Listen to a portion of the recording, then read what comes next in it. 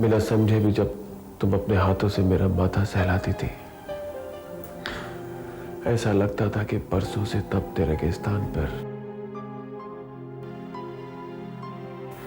7 समंदर की लहरें बहने लगी।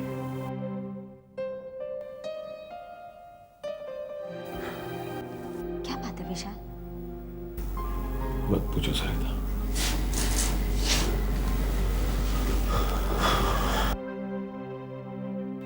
ये भी कोई ऐसी परेशानी है जो तुम्हें समझ में नहीं आएगी। अगर ये बात है तो इस वक्त तुम्हें यहाँ नहीं होना चाहिए था विशाल। अब तुम्हारे जज्बातों की उलझनों में साथ देने वाली मैं नहीं, अंजलि है। आज वो तुम्हारी मोहब्बत है। नहीं सरिता, वो मेरी पत्नी जरूर है, लेकिन मेरी मोहब्बत नहीं, और कभी हो भी नहीं सकती। सरिता, मेरा दिल उस मुकाम तक पहुंच गया है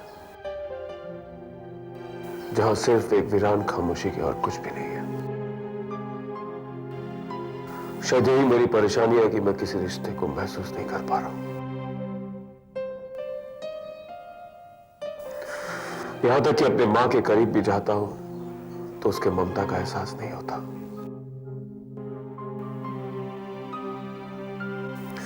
सरिता, जिंदगी में पहली बार मेरी मां का प्यार भी मुझे खोखला लगने लगा है। आज जब अपनी मां से कड़वे बोल बोलता हूं तो मुझे बिल्कुल बुरा नहीं लगता।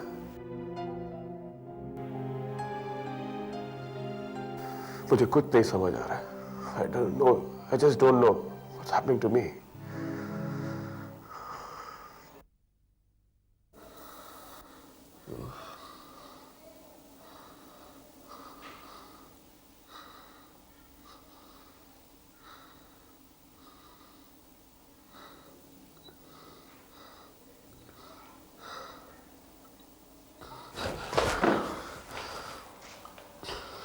सरिता, तुमने ठीक कहा था, मुझे इस वक्त यहाँ पे नहीं आना चाहिए था।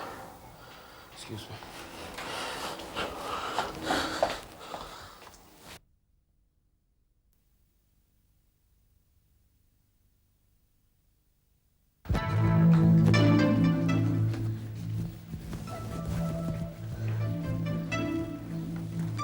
अमित, भैया बीमार है, स्कूल से आया, टिफिन भी नहीं खाया। तुमने टेम्परेचर लिया? हाँ 102 है। अच्छा ठीक है, तुम जल्दी से दवाइयों का बॉक्स लेके आओ। अमित, उठो बेटा।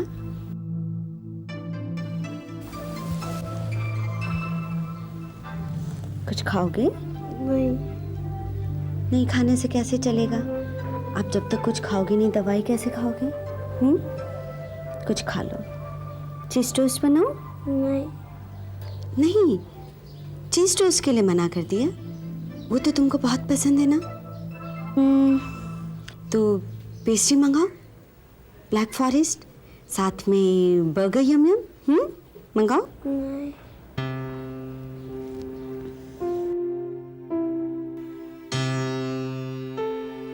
बेटा जिद नहीं करते। जब तक कुछ खाओगे नहीं, दवाई कैसे खाओगे? तुम कुछ खा लो, फिर तुम्हें जो चाहिए मैं दूंगी। तुम्हें कॉमिक्स चाहिए, टॉयज चाहिए, माउथ ऑर्गन चाहिए। तुम्हें माउथ ऑर्गन चाहिए था ना? सिखाएगा कौन? जीवन अंकल तो कभी आते ही नहीं।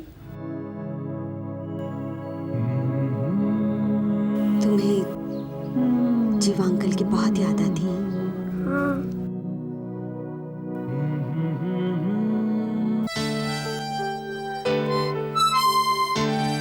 मम्मी, ये अंकल के डॉक्टर हैं? नहीं, ये हेल्थ वर्कर है। आपको क्रिकेट खेलना आती है अंकल? हाँ हाँ आता है। आपको फुटबॉल खेलना आती है अंकल? वो भी आता है। आपको हॉकी खेलना आती है? नहीं वो नहीं है। अंकल, आप क्या कॉमिक्स पढ़ते हैं? हाँ हाँ पढ़ता हूँ। रिची रिच पढ़ते हैं आप? हाँ रिची रिच पढ़ता हूँ। अंकल, आप लॉन्ग जंप कर सकते हैं?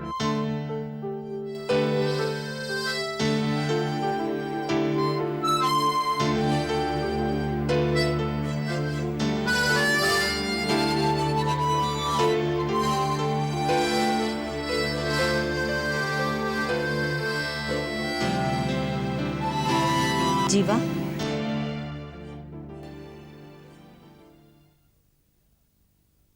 तुमने तो घर आना ही बंद कर दिया। अमित तुम्हें बहुत याद करता है। आप उसकी कॉपी में लिख दीजिए, जीवा बहुत बुरा आदमी है। 50 बार जब लिखेगा तो खुशी खुशी मुझे भुला देगा।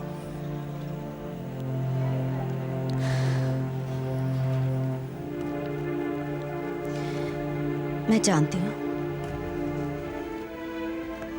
तुम्हें मेरी बात से बहुत चोट पहुंची, लेकिन तुम नहीं जानते जीवा, जिस वक्त मैं तुम्हें इतना बुरा भला कह रही थी, उस वक्त मेरे दिल पर क्या गुजर रही थी। मेरी जिंदगी में मेरे बेटे के अलावा और कोई भी नहीं है, और मैं चाहती हूं कि वो बहुत अच्छा इंसान बने। आज की दुनिया में जहां झूठ, फरेब, नफरत हर तरफ फैली हुई है, अच्छाई खत्म हो गई है। इंसान ही इंसानियत को खत्म करने पर तुला है। सोचो, अगर कुछ लोग ऐसे भी हों जिनका दिल मधुर भावनाओं से भरा हुआ, ना नफरत हो, ना कड़वाहट हो, ना जलन हो, ना हिंसा हो, तो एक बार फिर इंसानियत जन्म ले सकती है। जीवा, मैं चाहती हूं कि मेरा बेटा एक ऐसा इंसान बने जिसकी हर सुबह का सबसे पहला ख्याल ये हो कि आज मुझे किसका काम सुधारना है, बजाय इसके कि मुझे किसका काम बिगाड़ना है। और हर रात सोने से पहले उसका आखिरी ख्याल ये हो कि मैंने किसके जख्म भरे, बजाय इसके कि मैंने किसको जख्म दिए। डॉक्टर सरिता, आप अपने बेटे को जिस तरह का इंसान बनाना चाहती हैं, उस पर आप तो नाज करेगी, लेकिन दुनिया वालों की नजरों के सामने वो बेवकूफ कहलाएगा, जिसे जब चाहे कोई भी कभी भी अपने मतलब के लिए इस्तेमाल करेगा और उसके बाद उसे ठोकर मारकर दूर पटक देगा। मैं आज की भलाई के जमाने को अच्छी तरह देख चुका हूं।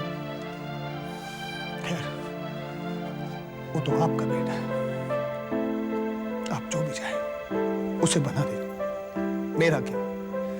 लेकिन उसे एक बात कहिएगा कि अगली बार अगर उसे कोई थप्पड़ मारे तो चुपचाप अपना दूसरा गाल भी बढ़ा दे और सामने वाले से कहे कि मेरे दूसरे गाल पर भी जोर जोर से मार के मेरा चेहरा बिगाड़ दो। तुम अमित के लिए इतनी बेदर्दी से बात कर रहे हो? क्या यही प्यार है तुम्हारे दिल में उसके लिए? मैं उसको क्यों प्यार? मैं तो उसका बुरा चाहता हूं, गुंडा और मवाली बनाना चाहता हूं, और आप भी तो मुझे उससे दूर रखना चाहते थे। तुमने मेरी बात का गलत मतलब निकाला जीवा। मैंने तुमसे कहा था कि जब तक तुम पूरी तरह सुधर नहीं जाते, अमित से दूर रहो। लेकिन तुम तो कब के सुधर चुके हो। तुम्हारे दिल की सारी बुरी भावनाएं खत्म हो चुकी हैं। बस एक कड़वी भावना अपने दिल से निकाल दो कि मैं तुम्हें अमित से रिश्ता रखने के लायक नहीं समझती। अमित से मिलने घर आ जाओ जीवा, वो तुमको बहुत मिस करता है। मैं उससे नहीं मिलूंगा डॉक्टर सरिता, वो मेरा लगता ही क्या। जैसे तुम्हारी मर्जी। आजकल वो बीमार है, बार बार तुम्हारा नाम लेता है। किसी और नाते ना सही, कम से कम इस नाते तो आ जाओ कि वो और मरीजों की तरह एक मरीज है जिसे तुम्हारी मदद की जरूरत है।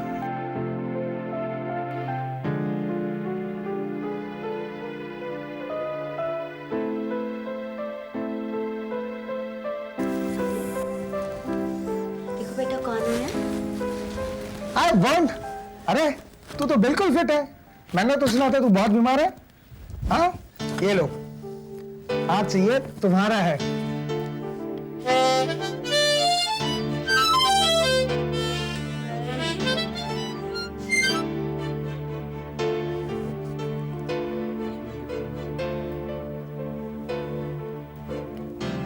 अब क्या है, ये चश्मा भी ले जाओगे?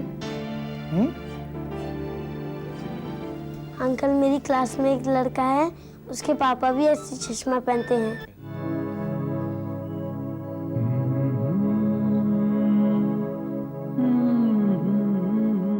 I'm sorry, मिस्टर चौधरी, मैं आपकी पार्टी में नहीं आ सकता। मुझे लोगों से मिलने का कोई शौक नहीं है और मैं पार्टी में जाता नहीं हूं। मैंने कहा ना कि मैं आपकी पार्टी में नहीं आ सकता हूं। I'm not coming for your party. Party में विशाल,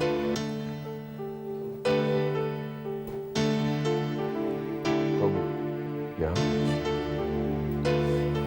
मैं जानती थी तुम भूल जाओगे। आज मेरा तुम्हारे ऑफिस में अवेयरनेस प्रोग्राम है। अरे हाँ, मैं तो भूल ही गया।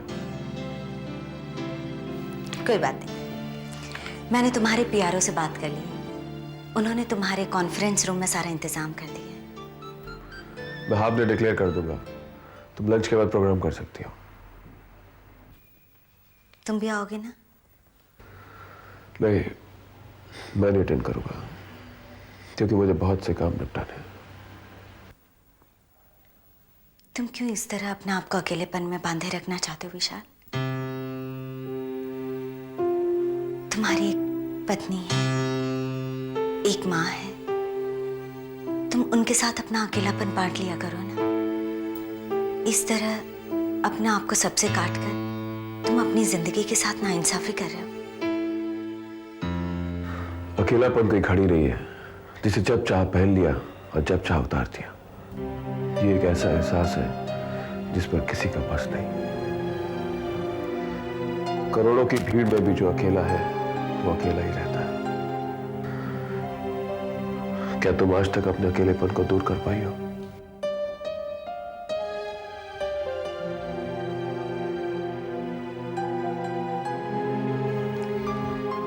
मेरा अकेलापन बांटने वाला मुझे मिल गया है। जब वो अपनी मासूम आवाज से मुझे मम्मी कहता है तो ऐसा लगता है जैसे तीनों जहां की खुशियां मेरे दिल में समा गई। तो तुम्हें कोई मम्मी बुलाने वाला भी है? बहुत प्यारा है, पर है बड़ा नटखट। मेरे बच्चे का खून करने के बाद तुमने अपने घर पे मम्मी बुलाने वाला एक पिल्ला पाल लिया है?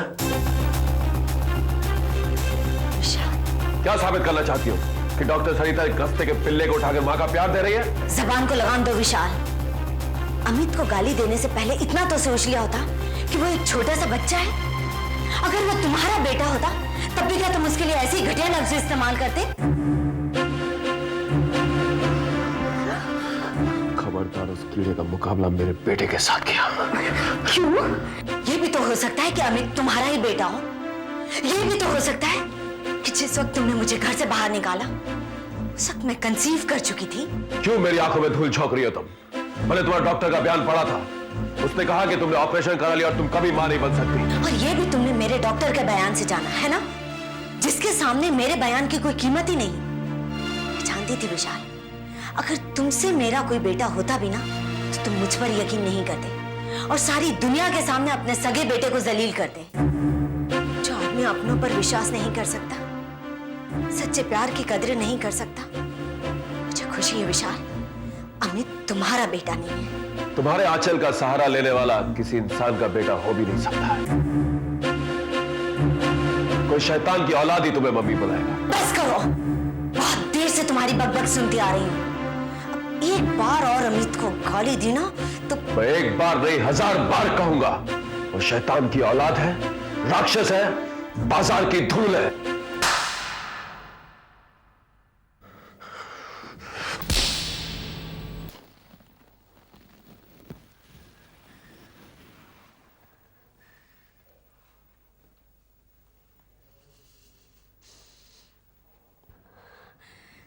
कल तक तो तुम मेरी नजरों से घिरे हुए थे, लेकिन आज मैं खुद अपनी नजरों से घिर गई हूं।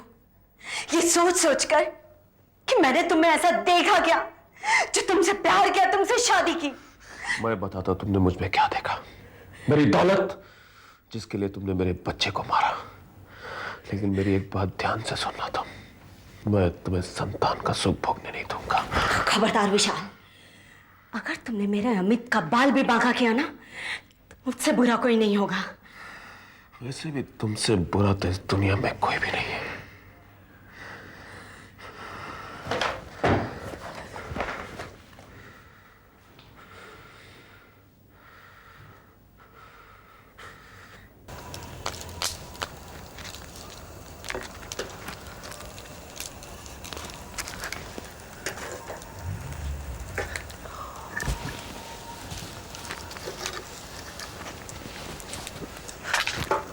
हम बम्बई कब पहुंचेंगे? यही 2 घंटे का सफ़र बाकी है, पर लगता है हमें रात यहीं गुजारनी होगी। रास्ता साफ नहीं होगा।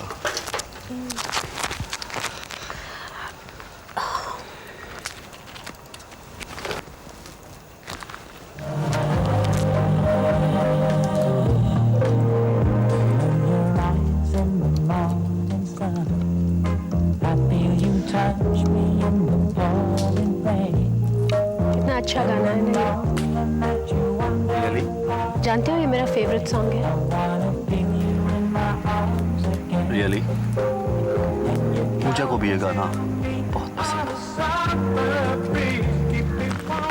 तुम्हें मालूम है, पूजा को पार्टी में जाना बिल्कुल पसंद नहीं था।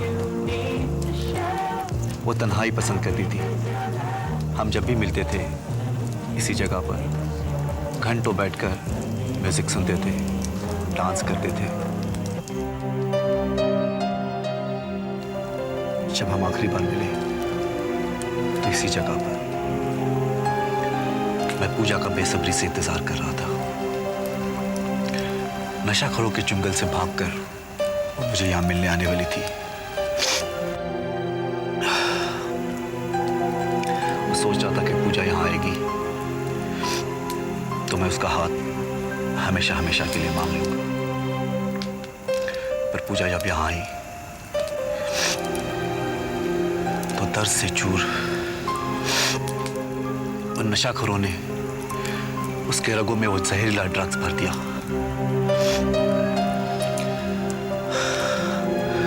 और दर्द से चूर पूजा ने इसी जगह पर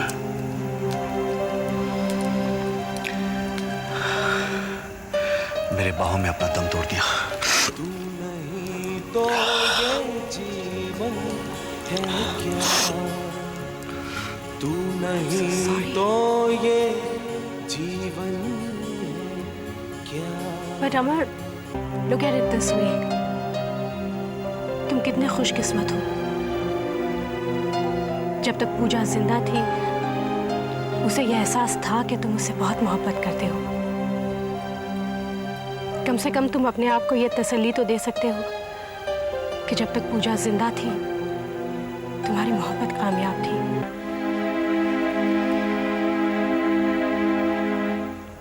मैं तो अपने आप को यह तसल्ली भी नहीं दे सकती।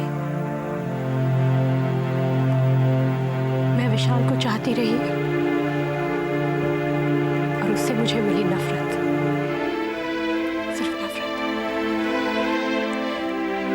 मजबूरी ने मुझे ऐसा बांध दिया, मैं चाहकर भी विशाल को अपने करीब नहीं ला सकी। और आज भी जब मैं अपनी असलियत उसके सामने जाहिर करने जा रही हूँ, मुझे पता है कि वो मुझे नफरत के सिवा और कुछ नहीं देगा। चाहे मैं अपने टूटे हुए दिल के सारे टुकड़े उसके कदमों में क्यों ना बिछा दूं,